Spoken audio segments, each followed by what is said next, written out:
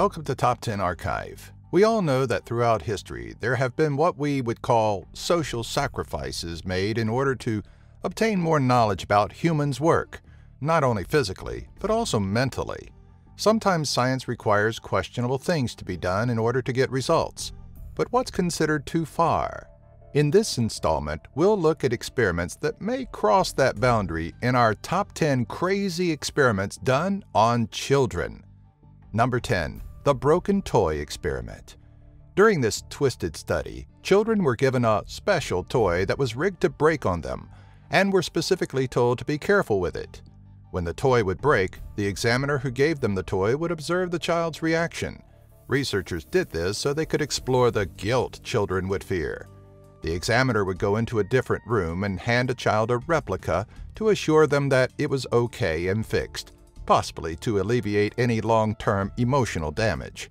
Many people were upset by this experiment and had publicly expressed their fears how people were willing to intentionally inflict pain on children. Number 9. The 1961 Bobo doll experiment.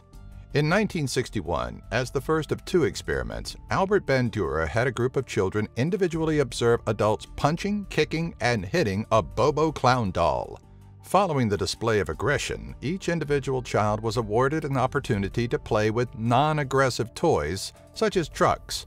To fuel aggression for the sake of the study, the experimenter would take the toys away and immediately move the child into a room of other toys, including the Bobo doll. As they witnessed the adults do, the children were observed punching, kicking, and hitting the clown. Researchers sought to prove that children learn through observing their surroundings. In a later experiment, following criticism, Bandura replaced the Bobo doll with a live clown. Number 8. Robbers Cave Experiment. In 1954, an experiment called Robbers Cave was carried out, where two groups of 11-year-old boys were pitted against each other out in the woods. Each team participated in team-building exercises, unaware of the other team's existence, until there was a strong bond within the team. The two teams were then pitted against each other in a series of tournaments for valuable prizes, and interactions ended up getting aggressive.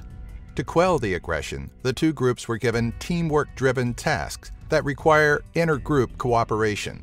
What started as an aggressive relationship eventually quelled through the positive interactions between groups. Number 7. The Monster Study. In 1939, Wendell Johnson of the University of Iowa conducted a stuttering experiment on 22 orphans. The children were separated into two groups. The first group, made up of children with stuttering speech, received positive speech therapy and was properly praised for their accomplishments. In the second group, who were able to speak without stuttering, the children were taught poorly and were belittled for their mistakes. These children, though they started with none, developed speech problems that they had for the rest of their lives. At the time, the results of this study were never published due to the news of human experiments done by Nazis. Due to his use of orphans, Johnson's peers were quick to dub his experiment the Monster Study. Number 6. Visual Cliff. In 1960, two psychologists built something called the visual cliff to test depth perception differences between infants born preterm and those born full term. It was an illusion on glass that made it seem like there was a cliff. The two tested 36 infants by having their mothers try to coax them into crawling off the cliff.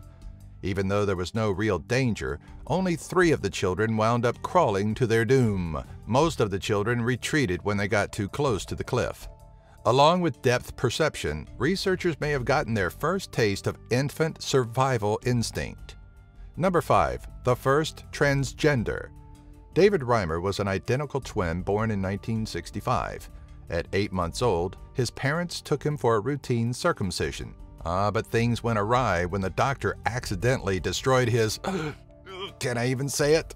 David's parents went to psychologist John Money, who recommended that they perform the first ever gender reassignment and reconstruction surgery.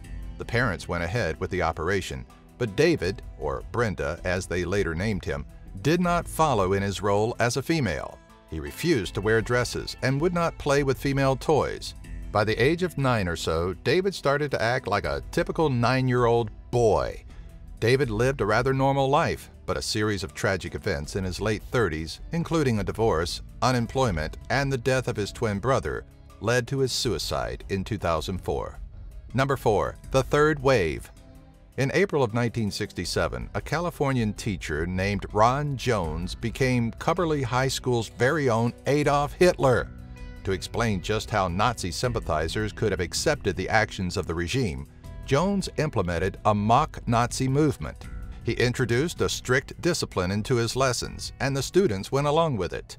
Within a week, the kids designed a uniform, insignia, salutes, and banners for the regime, and even made the almost all-white schools segregate the restrooms. At the end of the week, the students were in a rally when the hoax was revealed to them. Afterwards, some recall it being a very emotional experience for them. Number 3. Little Albert Experiment.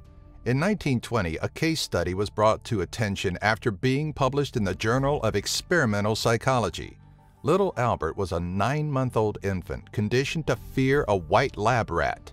When Albert was originally exposed to the rat, he showed no fear, but rather curiosity. However, after the researchers banged a hammer to make a loud noise every time Albert touched the rat, he began to cry and try to crawl away from the rodent.